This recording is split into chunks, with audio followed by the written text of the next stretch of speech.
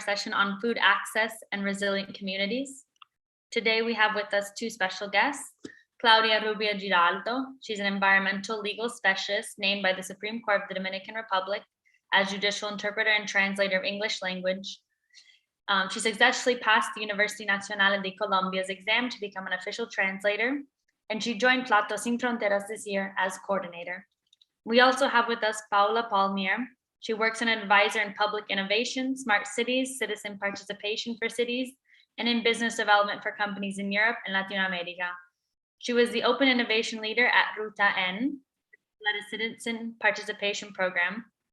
She has a master's in science and global management and governance and experience in initiating, driving, and delivering high-level public innovation projects. This is why she created a social program called Plates Without Borders, or Platos sin Fronteras, that works with food as a tool for social change. All right, ladies, go ahead. Okay, we start to moderate then. Claudia, do you wanna start?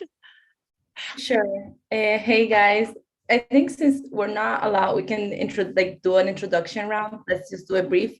We can just say our names and what dish reminds you of your childhood. Something brief, something, yeah, just simple, so we can get to know each other a little bit.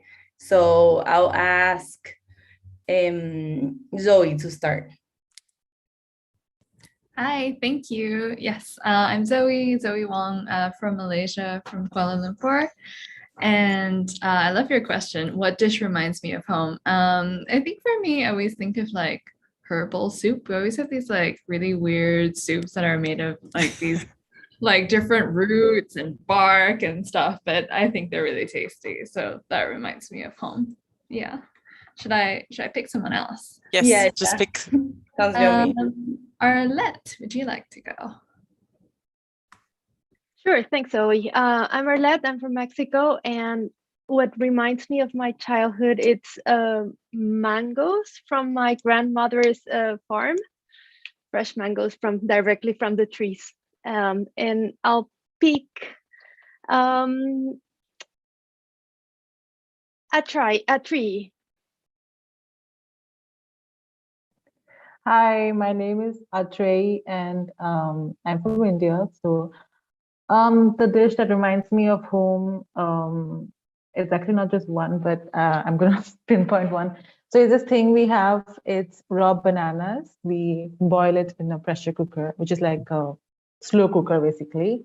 And we mash it up like you would mash potato. And we add lemon, we add cilantro, we add salt, we add a little bit of pepper, and we add green chilies. So it's a very specific dish that I eat only when I go home, and it really reminds me of home whenever I see it. And I try to make it here, but it's not the same. Next, I would want Andy to go. Yeah, hello.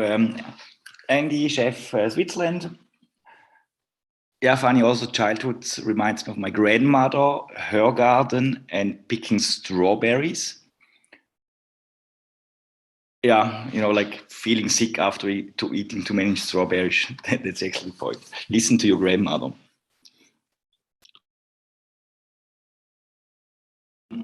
I pick approve.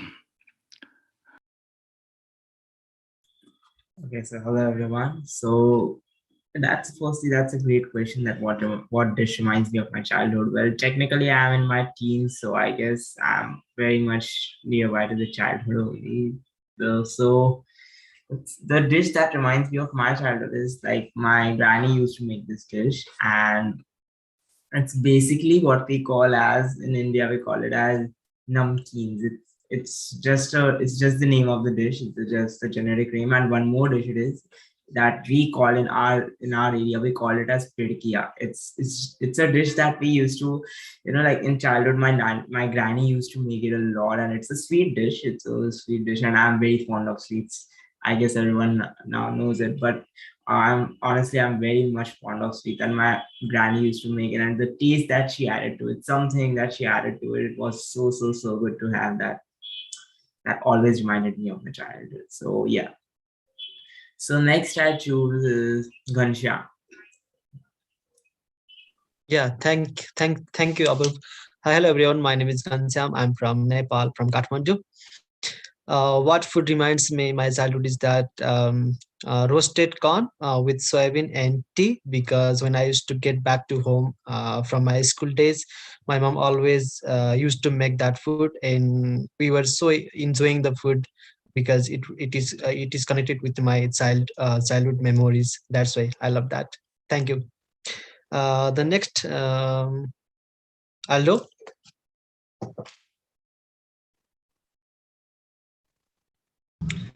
Hi, everybody.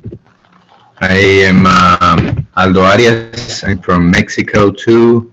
I am a chef, currently working as a private chef, and I have several. I think one of them would be absolutely tortillas. In this case, would be flour tortillas. There's two tortillas here in Mexico. The basic staple would be corn, but in some places in North Mexico, wheat flour are super big. So my grandma used to make flour tortillas, and it's very simple to just fill them with beans, and that's it. Beans and tortillas. So that would be like a burrito, 101 Mexican cuisine. All right, thank you. Me, oh my God. I don't know. How about John? Can he go? All right. Of course I can go. I grew up in the Middle East, in the country of Oman, before coming back to India.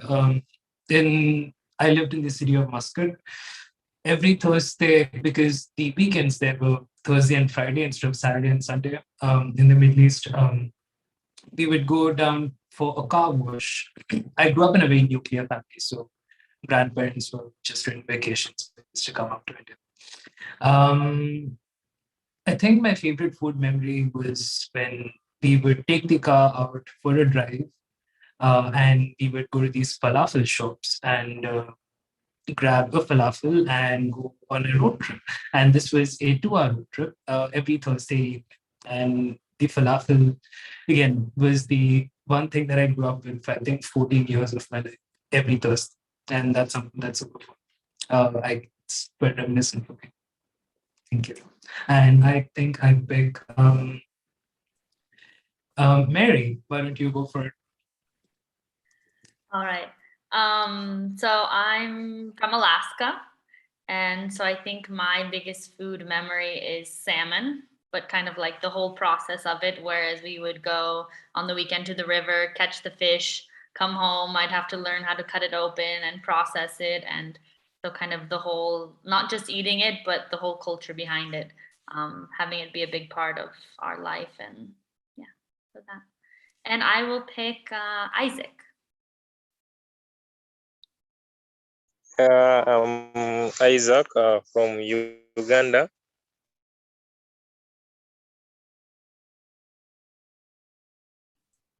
Oh no, it cut. Internet problems. Yeah. Yeah, I grew up eating. So yeah, I always memorize my grandma when she always cooks greens and spices them with milk. You know, for us here, we always spice our food. We don't always use the oil, so it gives me memory. Thank you. Maybe I will pick Naledi. Naledi. Go next. Yeah, yeah, it's fine. I got it. Hi everyone. I'm Naledi. I'm from South Africa, Cape Town, and I think the one thing that reminds me of, I think two foods remind me of my grandmom. One is homemade hot chips, potato chips, because I remember the one time everyone was out and then we snuck inside the house and we made it, and that we had like a small portion just between me and her, and we didn't share it with anyone. And my mom found out because of the smell. And she's like, no, you guys cooked something and no one knew. But other than that, it's this traditional Xhosa meal called umfino, which is basically a lot of greens like spinach and cabbage, like cooked in one pot, boiled, and then it's cooked, and then so I don't know how to explain it. So you cook in like various ways, but the most traditional way is just like it's spinach, it's cabbage, and all sorts of greens, and it's just cooked in one pot, and then you eat it. It's like, it's really nice, and it reminds me a lot of like where my grandma used to live and home. So I'm going to choose Kiana.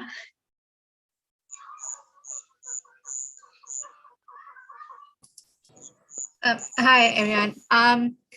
I'm from South Africa, but a food that reminds me of home is biryani, because we'd have like these like immediate family gatherings on the weekends, and my granny would cook biryani, and it was a time for my cousins and I to shine and make trouble. So that food reminds me of home.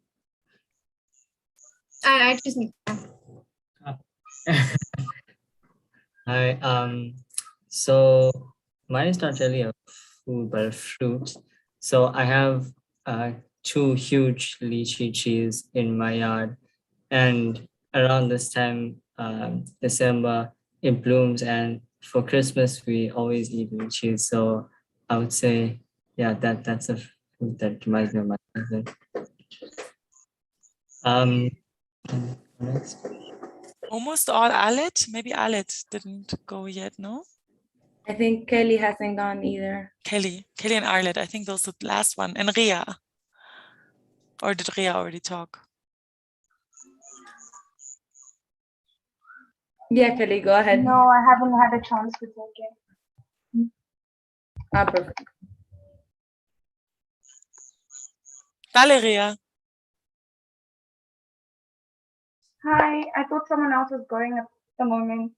Can't actually think of any. What reminds me of my childhood? I think for me it would be porridge. Porridge made out of maize meal, and I still kind of force my parents to make it for me every now and then, because it's one of the things where they made it for me, but I never really grasped the concept behind making it. And every time I make it, it doesn't taste the way. It doesn't taste how it tastes when they make it. So yeah, that always reminds me of my childhood, and yeah, very cold mornings and warm porridge. Yeah.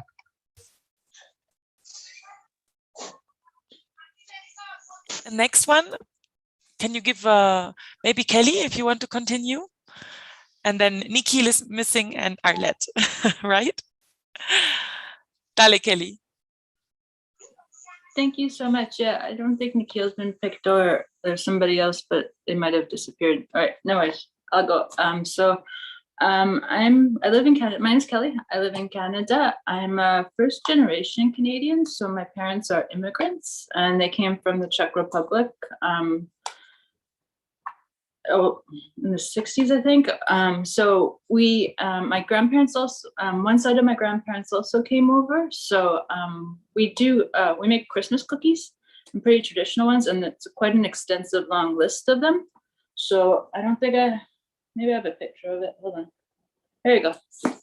I'll just throw that on the screen. So if the sun doesn't make it look too over processed, so that's their type of Linzer cookies, and they come in different shapes. So my grandma made them. I'm pretty sure my great grandma made them, and my mom made them. And there's a certain type that is the shape of a cone, like it's called a beehive. So it's hard to see it with, sorry, it's early morning, so the sun's a little bright, so it overexposes everything. But you need a special mold, and it's like a little beehive mold, and you kind of just tap up little cones, and it's been passed down from generations, from my great grandma to my grandma to my mom. And last year during COVID, since we couldn't gather with anybody, mom started teaching me how to make the cookies, because they're kind of labor intensive and they're all in Czech language. So I'm trying to translate them all still. And they're also in old deciliter measurements. So I'm trying to convert them into modern metric. So that kind of always reminds me of childhood, and like always a celebration every year. So it's a big gathering usually. So it's a nice memory, especially during the COVID time. So that's my childhood memory. So I'm gonna pick Nikhil if he's still there. Yeah, all yours. Hello everyone, I'm Nikhil and I'm from India. In our childhood, we'll go to our grandmother's home and we'll be having some fruits like some of the native fruits like mangoes we'll be having in summer, sapotas, and some of the plum tree we'll be having some fruits in the evenings. Like we and our friends will go to and we will pick some of the fruits and we will eat. It was a great memory for me.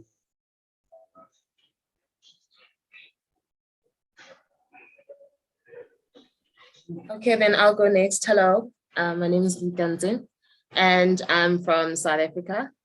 So I think the one thing that reminds me of home that I think of immediately is fat cakes, which are sort of small mini deep fried donuts, if you'd say. So with my at home, we'd like home make them and stuff, especially in the mornings, like Sunday mornings. So we'd have that. And then another thing would be guavas, like a guava tree. At my family home, like farm, we used to have like a guava tree and banana tree, but the bananas weren't necessarily that nice. But the guava tree is what reminds me of home.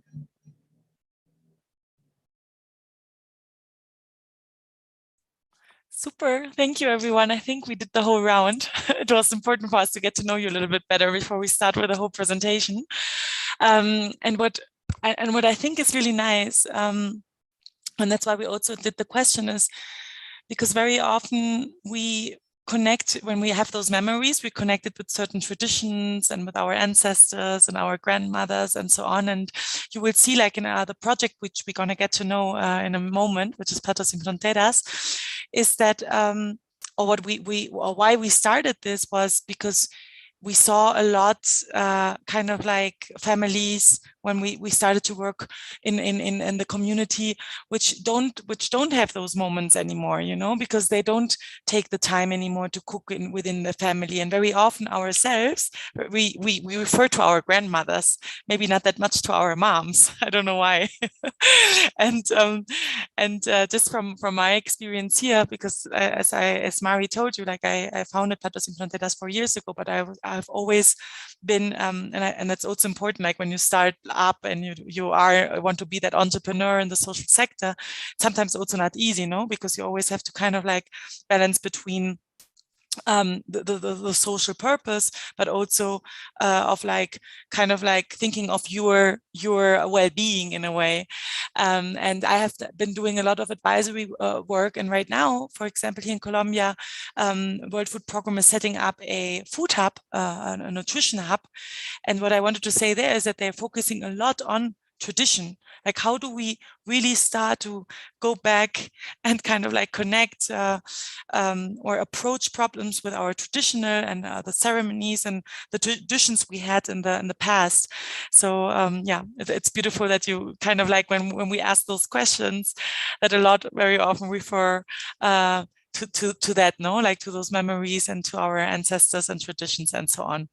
So yeah, so I would give the word to Claudia then to give to make the start and start presenting you a little bit more about what Platos Sin Fronteras is and how we're approaching food access and how we are, with the tools we have been creating, kind of like creating more resilient communities in Medellin in Colombia. So Clau. Perfect. Can you all see my presentation there? Yes. Perfect. Yes.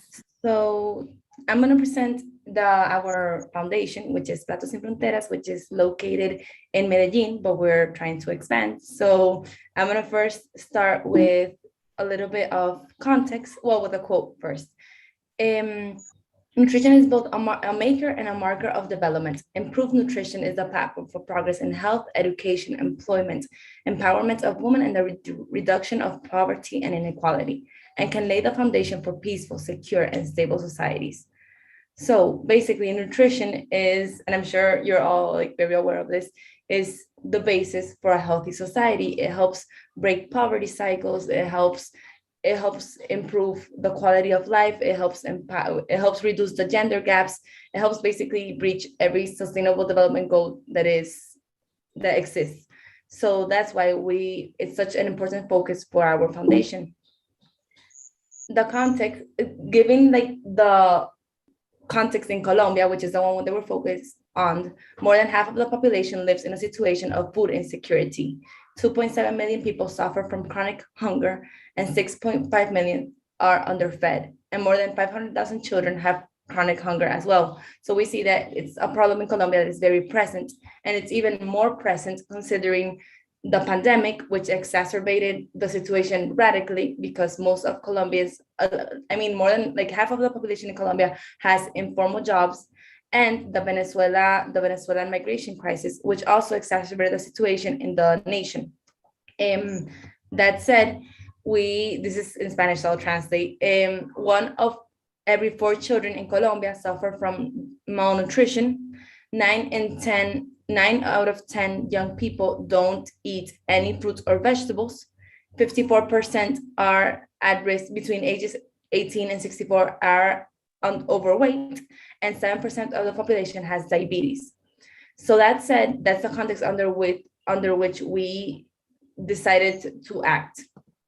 We also considered the 4 security pillars, the 4 food security pillars. 1 being availability, which means there's sufficient quantities of food available on a consistent basis. So basically that there is food for everyone. 2, that there's access, so that that ties directly to equity. So the ability to purchase food mainly determined by the household income, which is the topic that we're most focusing on today.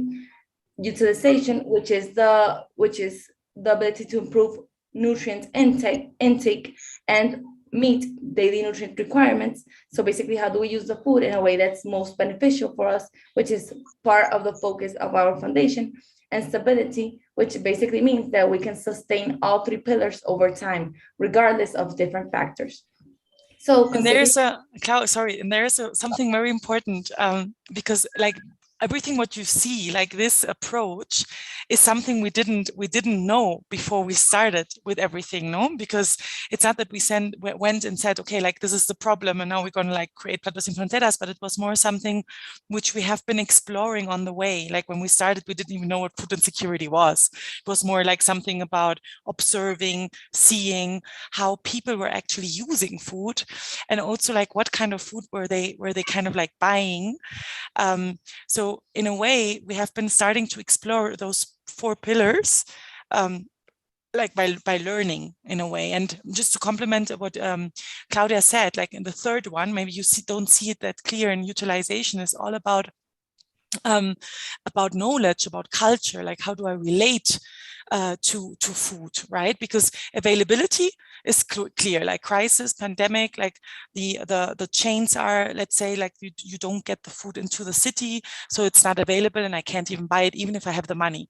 Accessibility means that, and that's the topic of today, the food access is, I don't have the money to buy it. So even if I pass the supermarket, I pass the ambulant person who sells fruits, but I can't buy it because I don't have the income which is necessary to buy what I need, right?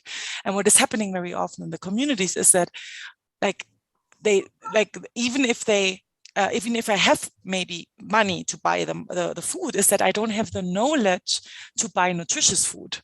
And that's where utilization comes in, right? Which is about the know-how, the knowledge which I have. What does my body need to be healthy? And that's the 3rd pillar which we are approaching with Platos in Fronteras. Not that much in the beginning, where we really do workshops, know-how transfer with mentors and so on. And all those workshops, which Claudia is going to explain in the 2nd step, leaded us to approach also the 2nd pillar, which is improve accessibility. What in our case means we are bringing up income for the women, they can start gaining money through Platos. You're going to see how, and that's how we can improve that they can access maybe more nutritious food, etc. But those are the 2 main pillars we're working on. So yeah, Clau, I just wanted to compliment a little bit. Absolutely. So now we want like to do an activity with you because I think this is a very interesting topic and we want to discuss. So this, I put the link in the Jamboard in the chat right now. So you can access the Jamboard and we're gonna make like a little brainstorming session of what do you think should be a strategy to guarantee food access in community with disadvantages. So just, we put four main sectors. So government, individual, civil society, and private sector. So the idea is you can use the sticky notes here in Jamboard to put like your ideas, and the idea is to see what we can come up with that how would you improve access? How would you improve access for communities that are disenfranchised, disadvantaged, low income? Think about your context, think about your, just what you know that you think could be good in these four areas. So we're gonna give this session like about like 10 minutes, so we can start now, and let's see what we can come up with and then discuss. If anyone has any questions, please let me see. I have problems to find the post-its. I don't know why. It doesn't appear to me. Claudia, right there, 1 second. When you click get the link, go back. Yep. Underneath, click change because they can only view it. So they're Yes. Oh, nice. Sorry, guys. Thank you. Yeah, so just to complement like the activity. So right now, like when you see the 4 pillars, access, accessibility, and let's think about how do I improve access with food? Because, right, that's our main topic. So as we said, like, and you haven't seen yet what we're doing with Platos in Fronteras, but probably you already saw some other experiences, some different examples and so on. But just to give you an example, if I talk about access, if you work in the humanitarian sector, for example, right, you can work on food access or food availability. Mainly, you work on food availability because it's not that much that you kind of like creating opportunities for income, no? So let's a little bit think about how we can improve access to food using food as well, no? Listo. Now it's working, right? Yeah. Perfect. If there's anything that you feel doesn't fit into like a particular sector, you can just put it towards the middle and we'll like sort it. Yeah.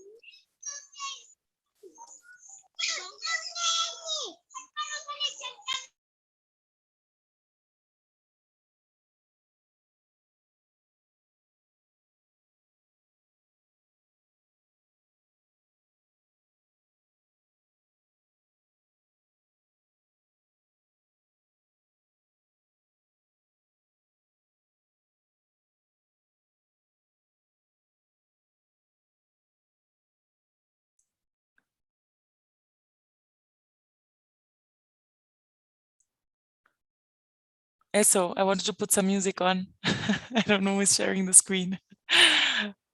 Great, thank you.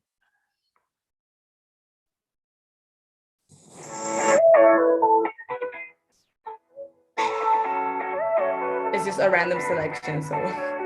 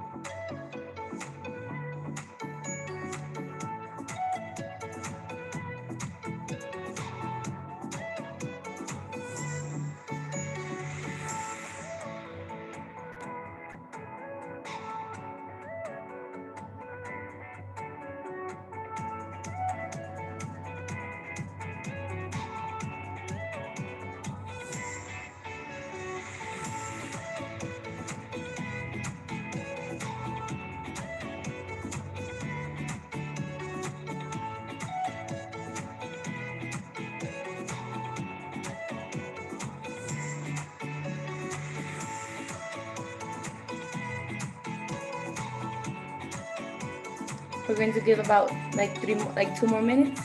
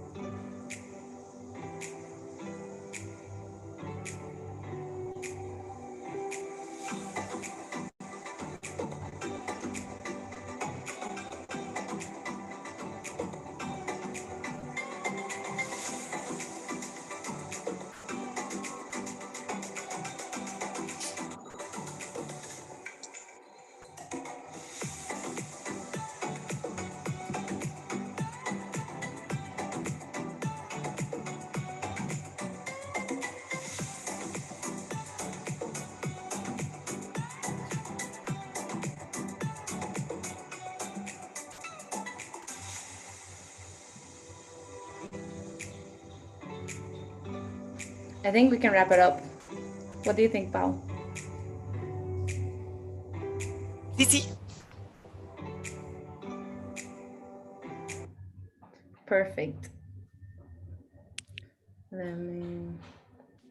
Perfect, guys. Thank you so much. Okay, so I think these are really good. I think this is a really good brainstorming. Does anyone want to talk about something that you put, or like an idea that you have, something that you would like to comment? Yeah, maybe one or two voices before we keep going. There are a lot of nice ideas here, actually. So I'll go for one of mine. Yeah. So one idea that I gave is like, we can collect some, like here it is written that initiated by small organizations or self-taken initiatives to collect leftovers or extra food from your locality and neighbors and distribution of the same to the needy, which basically means that we can, like with the help of some small local organizations that are working in our locality, or by ourselves, if we take some initiatives that we collect leftover foods from the neighbors who have their daily lunch, dinner and breakfast, and we can have the extra food or the extra groceries, and we can distribute them in the locality where people who need it can get it, and we don't have to depend on the government for the same, because it's something that we by ourselves can do. And I guess that it can be, for a short term, it can be a very helpful solution. Absolutely. Yeah, I would like to add on Apurva points. So here in Nepal, we are not only collecting the foods, but we are also teaching the farmers how to preserve and how to preserve surplus food using food techniques like fermentations, chillings. So we are teaching the farmers at the community level so that small scaleholder farmers can store their food as well as they can prepare food products. So yeah. Beautiful. Yeah. Anyone else like the last one before we continue?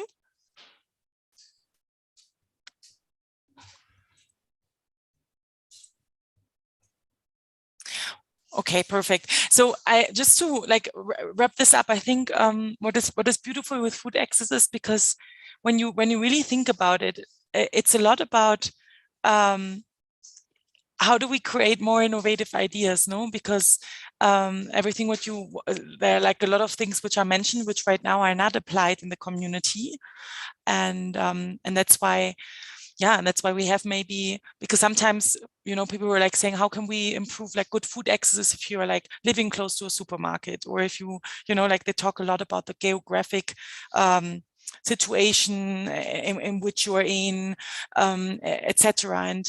And I think that's where we have to think about, okay, like it's not only a supermarket, but especially you mentioned a lot like here, like community gardens, or how do I work, for example, with like around food waste, for example. So there are a lot of like ideas, or it gives us like a whole, like those little brainstormings can give us like new ideas to approach the problem that people cannot afford it or cannot access certain fruits and vegetables, because it's not only about like accessing like food itself, like what kind of food do I access as well, no? Like what kind of food is available? Is it really like nutritious food, which will nourish me well, or is it just like processed food, like dead food in a way, which will not like give me the energy and the nutrients I need? Entonces, bueno, I think here are like a lot of nice ideas, and you will find some of those also probably in the presentation we're going to make of Platos. Así que yeah. sigamos. Okay, let's continue. So thank you guys. That was really, I really like seeing how many ideas we have that are like active, that are different, that we can do individually as well. So within this context is though, like we decided to, Paola decided to create this foundation within this context, and then we started growing as a foundation and building up on that. So all these photos are of the activities we do. So Platos sin Fronteras was born in 2018 officially. The foundation Platos sin Fronteras came into existence to encourage nutrition education and social gastronomy in Colombia. That context that we just mentioned showed us the urgency of educating as many people as possible in adequate nutrition, health, and well-being to gradually break the poverty and scarcity cycles that we were seeing so consistently within our city. For this reason, we decided to connect and educate mothers, heads of families, considering their replication power in regards to sustainable nutrition and to like a healthy well-being.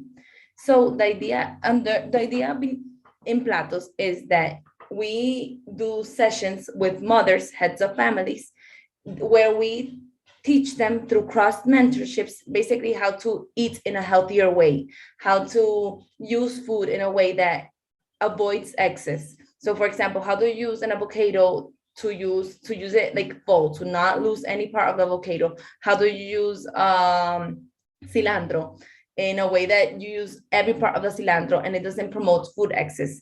So that the idea is to combine like this sustainability with healthy nutrition and see how we can change the lives of people through nutrition. So that's the concept of social gastronomy, like that food is a tool for change.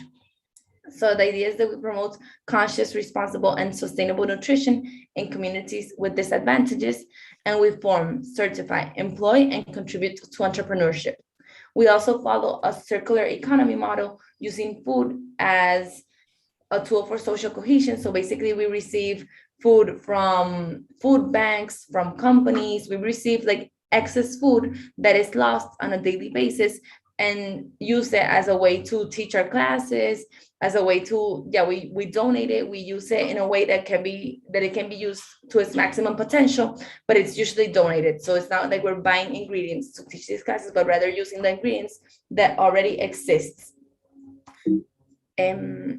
So our mission is to offer nutrition education and knowledge transfer in a health-conscious diet to low-income communities in Medellin. Now we're also expanding to Bogota. Our pillars are connection, education, innovation, and entrepreneurship. By connection, we mean basically connecting different sectors of the city in a way that enhances and potentializes this project. So we have different strategic alliances with companies, with the food banks, with different NGOs in a way that allows for different sectors to cross. So you see a woman of one of our communities talking with like a big shot entrepreneur, and the idea is that there's that cohesion, that learning from both sides. Then there's the pillar of education, which is that focus on knowledge transfer. We work hand in hand with professional chefs and nutritionists to offer a program that is really complete, that really offers those nutrients that are necessary. Innovation, because we offer from those workshops that we do, the women are able to build capacity and then to offer workshops themselves. So they offer, for example, in nutrition education classes. They participate in catering services. They work in, nutritional education classes are called social gastronomy experiences. And the idea is that they can also build upon their personal income. So that way it contributes to the breaking of that poverty cycle. The women who learn, for example, how to do like a salsa of uchua or a salsa of something delicious, and then they can sell them in their own communities, and that way build income and have more food access. And we also support entrepreneurship. So the idea is that the women that we support within these spaces can be more economically sufficient. So what have we done? We've worked with more than 500 people. We've certified more than 40 women. Those are the women that have been certified by an official institution in Colombia. But we've worked and capacitated more than 100 women. We've worked in 3 comunas in 2020, and we created our first and second nutrition education node, which I will explain now what it is. But first, Paola will explain more of the theory behind Platos. Can you go back again, Clau? Sorry, okay, perfect. So just like to understand, like in the beginning we started, and I think it's like most of you are also like have this entrepreneurial spirit. We started as a volunteering network. We didn't even think about selling classes afterwards, like the model which you just saw, which was the basis connection. Then we started to educate or like to train and to get like alliances in who were saying, oh, like we love you women, like let me help you to certify them, right? So we did alliances with national schools to actually certify, because one thing is that Platos is that we're connecting like people with mentors and trainers, but another thing is that after a certain cycle of training, someone gets a certification and can afterwards go somewhere and apply for a job and so on. So that part is pretty important. And when we talk about innovation, which very often like sounds like really big, but just to give you an example, like with those 40 women which we certified, we did like this, I don't know, like I would not say call it like MasterChef, but it was like 5 groups, each group with 4 women and 1 mentor, and they had to kind of, we gave them a list of the 10 foods which are most wasted in Colombia. And that was the food bank kind of like gave us that list.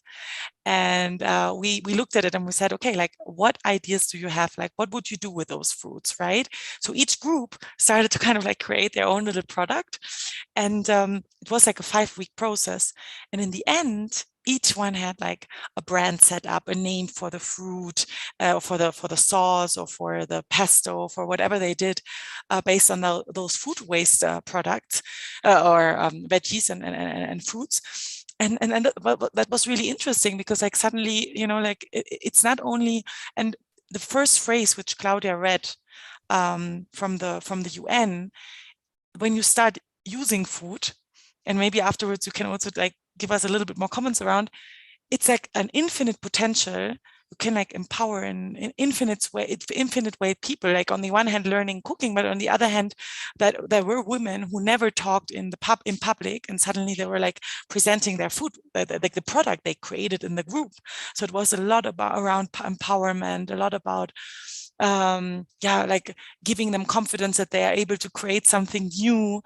So all that kind of like plays into this, which we're going to show you some pictures afterwards. And since there are so many factors, like, because you say, okay, we're going to start doing workshops, but now I'm going to show you a table. I'm not going to go into each detail, but then we kind of like started to work with a mentor, and he said, like, you should like set up a theory of change model. And we're like, what is a theory of change model? No, and we didn't really know. And they were like, oh, you have to look at, like what outcomes you want to achieve. Like, look first on what outcomes do you want to achieve, and then you kind of like backwards work on what do you have to do to achieve those outcomes. That's a theory of change. Like, it kind of like works backward. And so in a way, when you look at on the top, when we walked through the community, we were like, oof, like it was heartbreaking to see like little children like eating like really bad stuff, you know, like waking up and drinking Coca-Cola and having like those chewing, like those bonbons, like and eating everything fried, no fruits, no veggies. And so initially we were like, oh, one of the outcomes we want to achieve is like a healthier society, you know, like more variety, different recipes, which are not only like based on how do you say that, harinas and not that sugar heavy on sugar, etc. So in a way, like we had in mind better health. And on the other hand, and that was like an outcome which we explored on the way, was we have the possibility through food to improve income for the communities. And that's when we started to work backward and say how we're going to do it, right? So on the bottom, and this is the result of like five weeks of work with different, like with the women, with consultants, you know, like pro bono, etc. But in a way we said, okay, but our heart, and with what we gonna achieve this all are community cooking and nutrition workshops. That's what we're gonna do. Like we need to become really good in what we do, like in those workshops where we connect, where we transfer knowledge, and where we apply all the learned things. So down here you can see, you know, like what kind of benefits those workshops create. When we go to the left part, it's around impacting health, and on the right side comes the part where we saw that those workshops were incentivizing individuals so much that they wanted to learn more.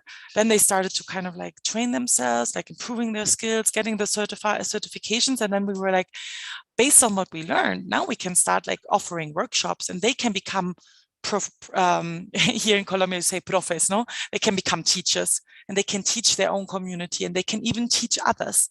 So we have women nowadays who are called by universities or by cooking centers who are like, oh, like, you want to give us a class, right? And it's not only the class about how do I prepare a zucchini, but it's more about like the whole process which was behind to learn on how to prepare it, make it delicious, and make a product out of it in a way. So yeah, so this is just so you have it in mind, and you can like Google it afterwards. Theory of change, which helps a lot when you create a business or a startup which with the social purpose. So yeah, I don't know if you have any questions around this. If not, we would continue. And also that you kind of like give us a little bit time because I don't know how much time we still have left, like maybe 10 minutes.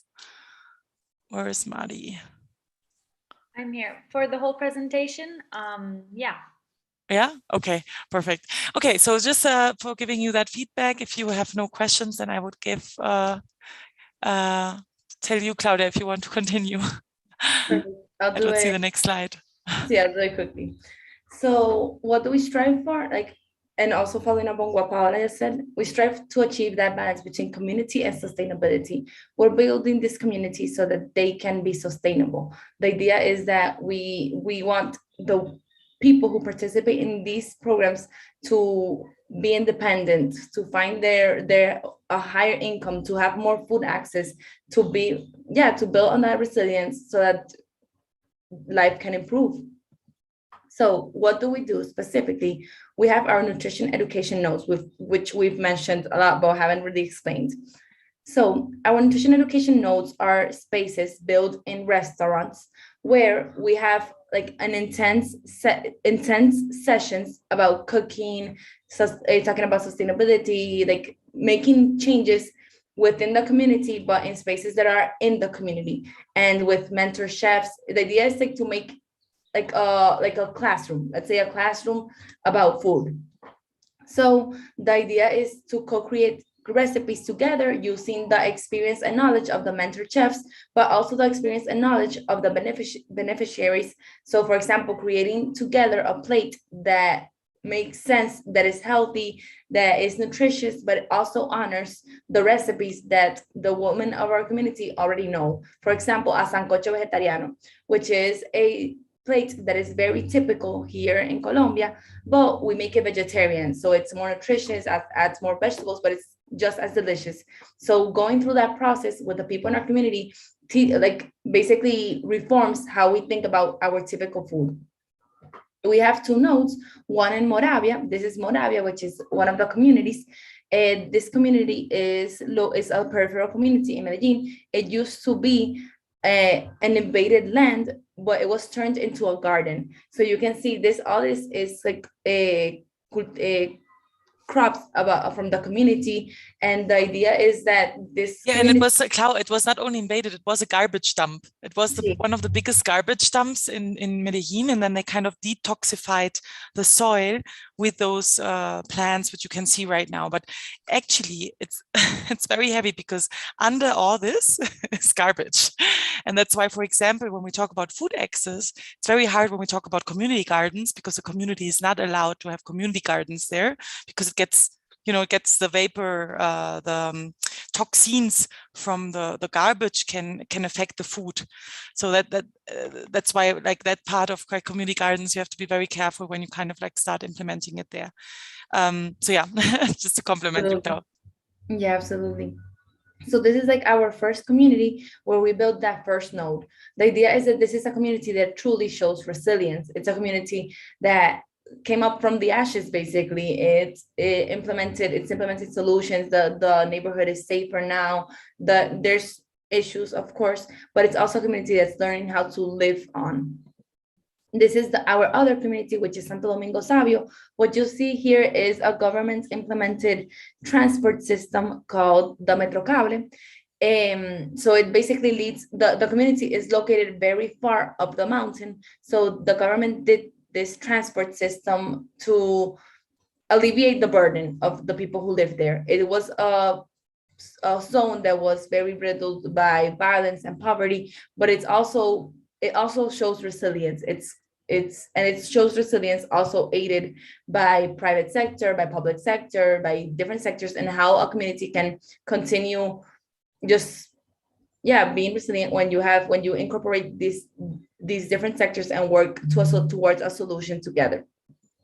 So we did both of these nodes have opened up, and we're doing our classes in both of these nodes. The benefits of the node are that they allow for social cohesion, they allow for female empowerment through the economic component that we just mentioned, and for bilateral knowledge transfer.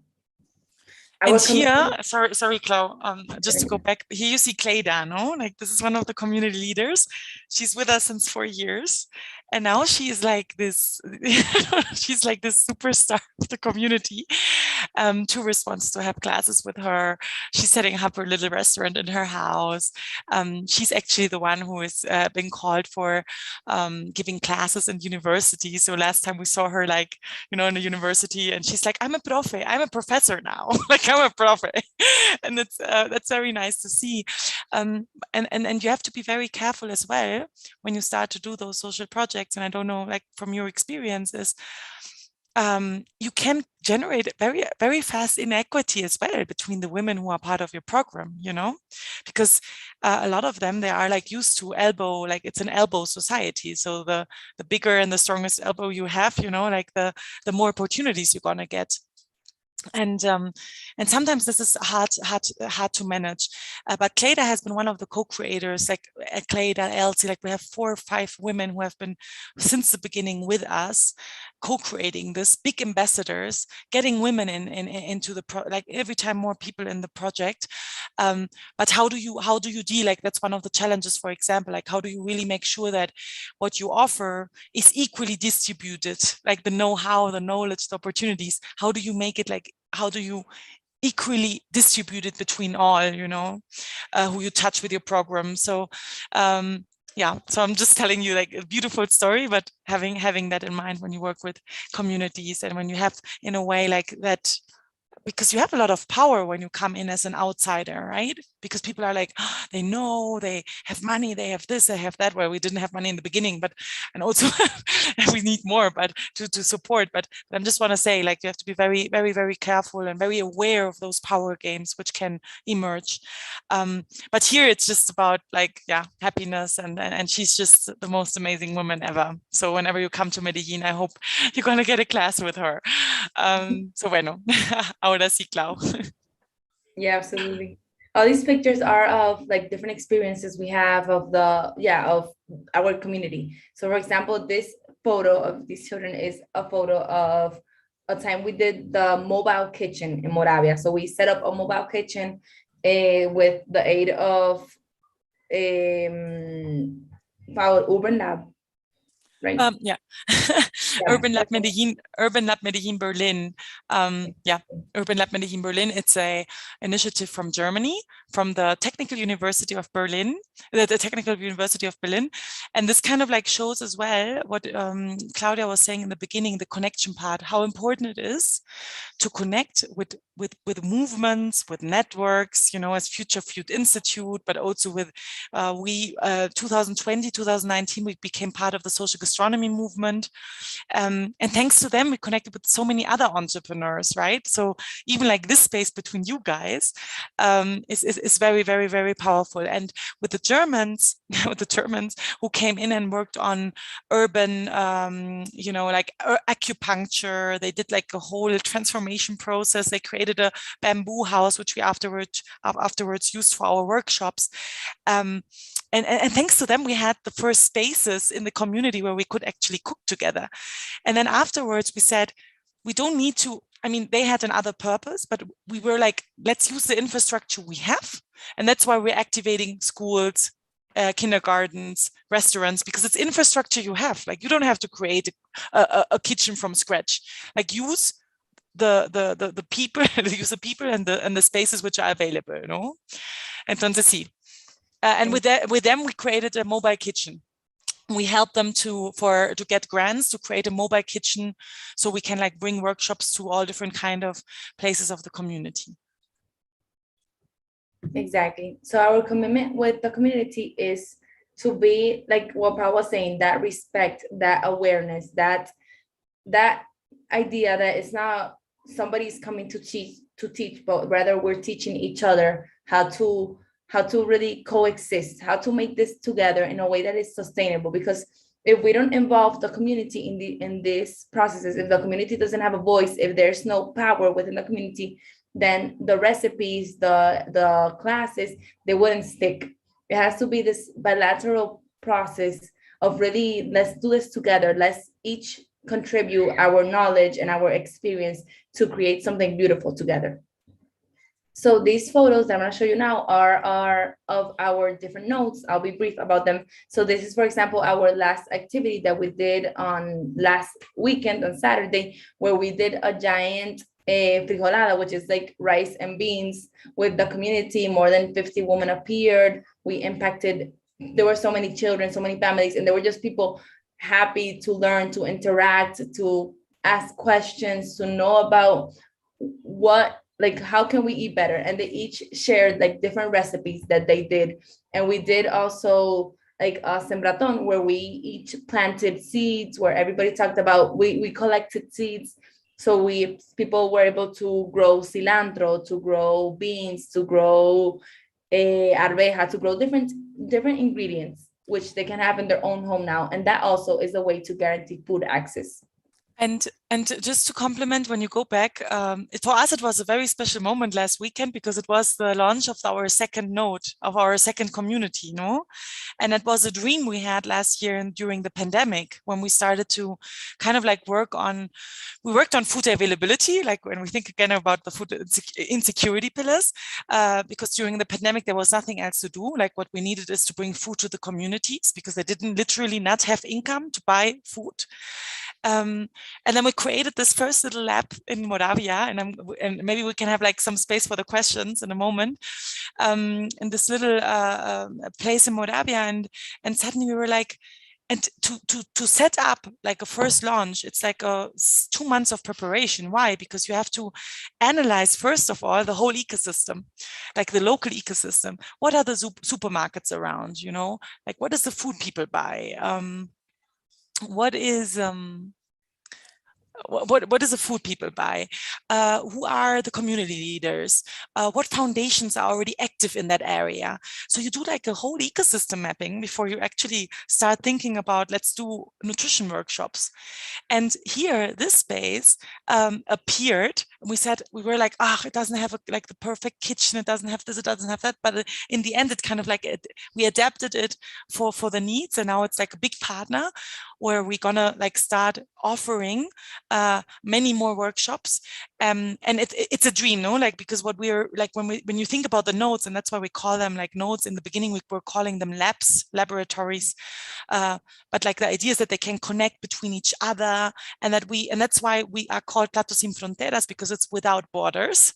Means that we invited women from Moravia to this other community to teach and to connect with their neighborhoods, because what is happening in Medellin is that they don't know, like they never leave their little neighborhood, right? So it's kind of like a huge potential. So just to say that, yeah, it's like the second node we're creating in Medellin, and next year we want to kind of like start expanding in a way, and especially bring the women to the other communities so that they can learn, that they can teach, and create those knowledge transfers between them as well. Yeah, so just to complement Clau, and regarding the questions, and Kelly, it takes a long time to recuperate a garbage dump. Right now, it's already like 20 years, and it's still municipality says no allowance to grow food, like no gardens, etc. And there are even people like living on that garbage dump, and every 2 months, you know, like the municipality comes and takes them away because it's kind of toxic. So it takes a long time, unfortunately. And the other thing is the crime scene influence in your daily action. For us, no, because, for example, we don't have a fixed space. Right? If we would have like bought a place and like a house, would have like set up everything, etc., then people would probably come to us and ask us for fees. The women are much more exposed to it than us. So it exists, unfortunately, all over in Colombia. Entonces, but we haven't been involved in that yet. But we know that the women do, and that's why a lot of them are also even afraid and very vulnerable of like opening up their own businesses, because they don't want to deal with it. So the informal sector, and that's one of the big problems here in Colombia, we have such a big informal sector, which is a pretty corrupt and criminal, unfortunately. So, bueno, so just regarding the questions, and now back to you, Clau. Yeah, all these pictures that I'm showing here are of our nodes, of the people that we work with, are of different spaces that we live in. So after we did these nodes, the social gastronomy experience were born, which is basically that we sell cooking classes so that the women have income. So the women have, for example, have the opportunity to give classes to different groups for like a special holidays class, different classes that are just, they are allowed to be creative. They have this space to create together with different people and meet people from different sectors in order to really just have different opportunities to build that resilience, to have that higher income. And these experiences are very based on, like, it's usually one of the women of our community with a mentor chef, and they work together to create this beautiful recipes. The cooking session is like wonderful because you have people from all over Medellin coming in and learning about not only the community, because they also get to learn about these communities, which are much more peripheral and maybe not as attractive generally because of higher crime rates and such, but they have a chance here to see just the beauty of it. And that's what's also wonderful about these experiences. We also have gardening services, which is also an opportunity for the women of our community to gain that, to have an income. So basically with the recipes that we prepared, they prepare these delicious menus, which they can sell to different events. The foundation helps them in creating the contact in the process, but they create the recipes. They use that knowledge in a way that's beautiful, and that they can also teach others about this. So the process is teaching them about what we do, teaching the people in the gardening services also what we do and who these women are that are like creating their food.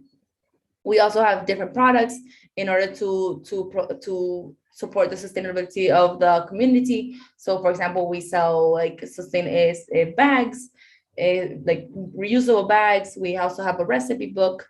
We also have different programs within the foundation that have Sorry, Clau. I just want to go back one slide just to show you. It's a lot about like sensibilization as well, no? Because like those bags, yes, they're sustainable, so people can take it to the supermarket.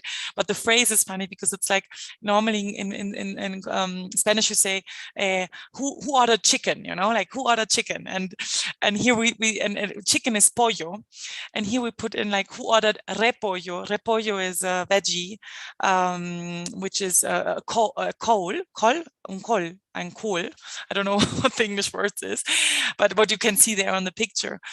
So it's a lot about like, how do we make veggies and fruits cool again, right? Like how do, someone like taking it over and just like showing it around. So it's something where we see a lot of potential of creating those social products where people are like, oh, I buy the bag, but I know that 20% of that bag is going back to the community, so people learn how to prepare veggies and fruits and so on. And what is really nice right now is that we're like doing like those alliances. Like Claudia just like created one alliance with a company who sells seeds and fruits, and they are like, oh, we love the bags, and now they do it with their brand. But now every client who buy the bag, 20% goes to Platos.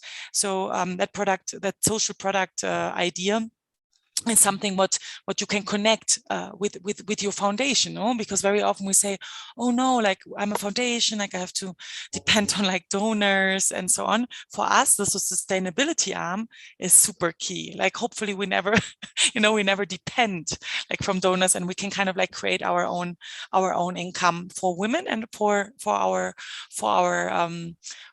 people who work in the foundation. So just as a little side note.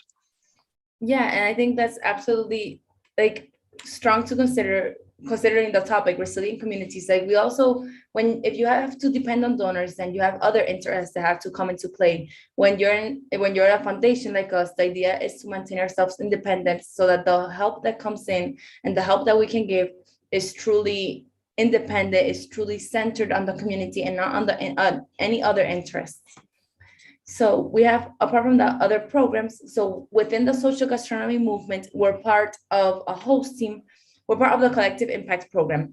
The Collective Impact Program is basically a network of different host teams around the world. So there's a host team in Nepal, in Portugal, in Brazil, in Chile, in the US, and here in Colombia.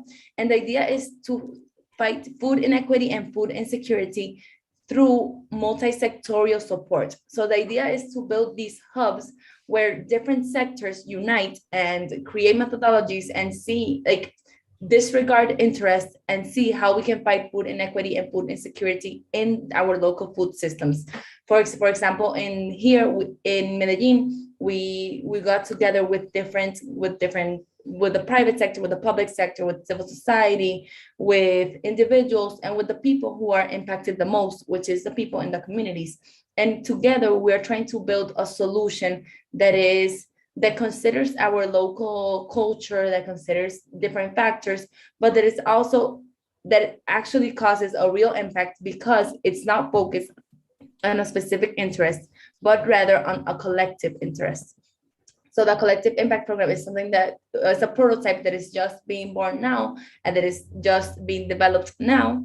We also have a work with Confama, which is a private entity here in Colombia, which have public food hubs throughout Medellin, and they're trying to transform that. No, Ale, Clau, no, solamente for complementing, like collective impact program, because it sounds so big, but it's something, let's say, collective impact is a whole framework, like which you can look up online, and there's so much to learn about, right? Because like creating collective impact is something which is not as easy, and very often foundations or social projects, they don't really apply methodologies because they've never heard about it. So, and here, what social gastronomy gives us is an opportunity to learn about how to improve our collective impact. Like for everyone who is part of this little of the program in Medellin has the opportunity to learn, right? On the one hand of the methodology, but on the other hand of the other programs in Nepal and Brazil who are part of the program. So we decided to be part, like we applied, we said we want to do this. On the one hand, because we want solidarity, like we want to bring it to the community and to Medellin as something which people can explore and apply it in their own foundation. And on the other hand, of course, we also want to learn. So that's one program which will continue next year. And the idea is that we're going to do it with a lot of other foundations, with the government. And what is beautiful is that Platos, in a way, has been applying it in the past, but we were never aware that there was actually a concept around it, right? So we worked with government, we had multi-sectoral partnerships, but we were like not really, and now like our framework, etc., is getting stronger thanks to that knowledge group, which has been created by the movement. So that's one thing. So when you look at the different programs, we have the nutrition education labs, right? We have CIP, which is supporting us in improving our collective impact framework. And now when we talk about, because we were talking about sustainability, we have products, we have services now. And we started in a way, and again, it's a contact which appeared through the movement. Sorry, but I'm just saying because I'm like a fan of, like Future Food Institute as well. Like we're getting to know you, and this is already, we're creating network. And afterwards, I might connect with Aldo because like we have a great idea together, and we want to develop it further. But here we got to know a German institution, a German company, which is called the future of the canteens, de las cantinas, no? The future of the public gastronomic spaces. And when we participated at a presentation of them, we saw their concept and we were like, wow, like we're in a way already doing that. We're working with restaurants and supporting them and applying or in improving their concept and improving the spaces so people can actually nourish themselves there. So we're like, and then we invited them for a speech, 2-hour speech. They presented their whole methodology, the pillars and so on. And we were like, well, we love that, right? Like we're going to start like using that and offering that here in Colombia to companies. We had a partner in that time, and the partner to that time, to whom we already were selling advisory services. So imagine like actually foundation, social work, but suddenly we went to become that advisory for a very big company in Colombia. And then we were like, oh my God, like here is a possibility to create a consulting service around supporting and co-creating the future of public gastronomic spaces. And now we're starting a big consultancy next year with them. So that was nice to see. So now it's like another pillar in the foundation where we're going to be focusing on advising and consulting and bringing like restaurants or institutions or companies or universities even to apply those concepts in their institutions. So yeah, just to let you know like how the programs have been evolving during the time. Perfect. Yeah, I think we can actually wrap up because I think it's 10 minutes until we're done. So basically we just wanted to we had several pictures. We also did the Universal Plate campaign, which did more than 800,000 plates around the world in conjunction with the social gastronomy movement. So here in Colombia, we did 13,000 plates in Bogota and Medellin, which is also a way to guarantee food access for the communities. So just wanted to mention that quickly. And also during the pandemic, we delivered food with also nutrition education pamphlets, nutrition pamphlets. So the idea is also that we can find ways within the crisis to guarantee that food access. So yeah, these are our allies, but basically just wanted to close up so we have a chance for questions. Thank you so much, guys. Let me close here. Thank you. So what questions do you have? And I mean, I wish I would know, we would have time to get to know like all the ideas you have in mind regarding new projects or initiatives and so on. But yeah, what concrete questions do you have? ideas, recommendations as well received.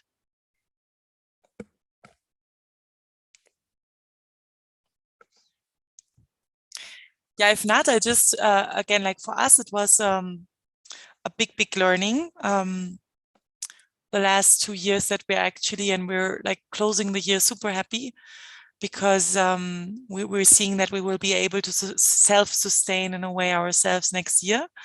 And of course, we're still going to be applying for grants and for donations, but like we think that diversifying your portfolio in a way is very important, which also has to do with resilience as a foundation, right? Because last year, when the pandemic started, I remember that I quit my job, a very stable job.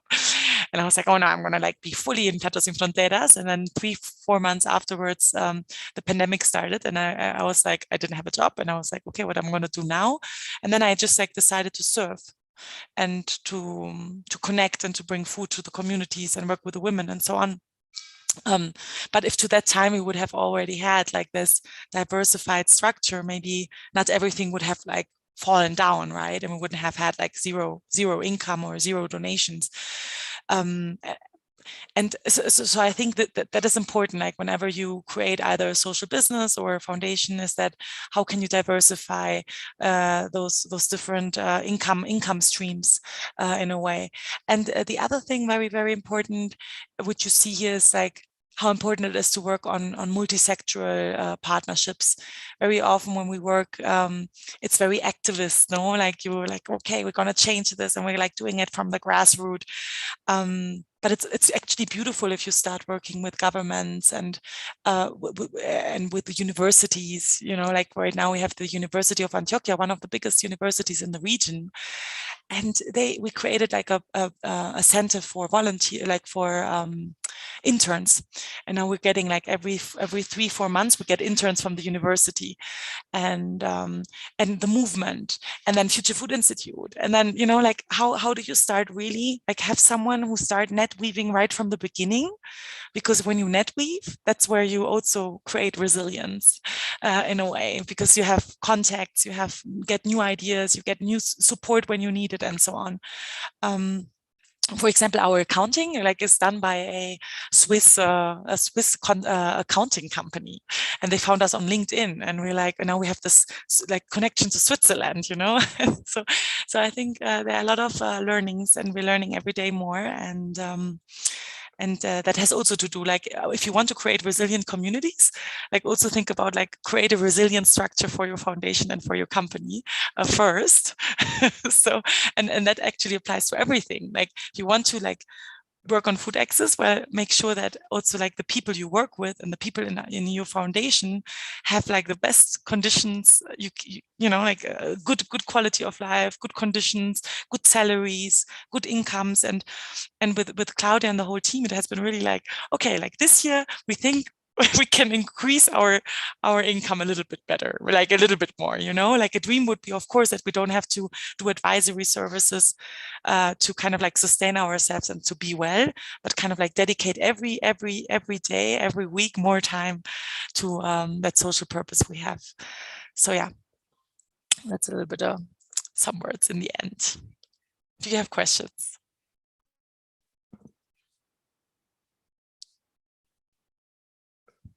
Everyone is really shy.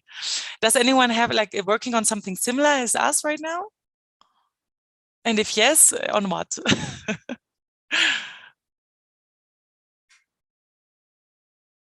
I love the chat. I think the chat is very active. Okay. Yeah. Bueno, entonces, before we, sorry, Mary. No, so please, if you want to follow us, we have our Instagram channels, of course, Platos Sin Fronteras. We are on Facebook. We created a beautiful website also with volunteers, which was amazing because our website in the beginning looked really nice and funny set up. But now we have our new website on where you can platosinfronteras.org. So yeah, so please follow us and share and spread the word, and yeah, that's and thank you for listening to us so long. Thank you so much, Paola. Thank you so much, Claudia. It was very inspirational. I think there's a lot going on in the chat, and I think people are really reflecting, and there's a lot of kind of interest in participating and getting local chapters. And so thank you so much. And that concludes our session today. That concludes our session today on food access and resilient communities with Paola Pollmeier and Claudia Rubio Giraldo. Thank you all for joining, and we'll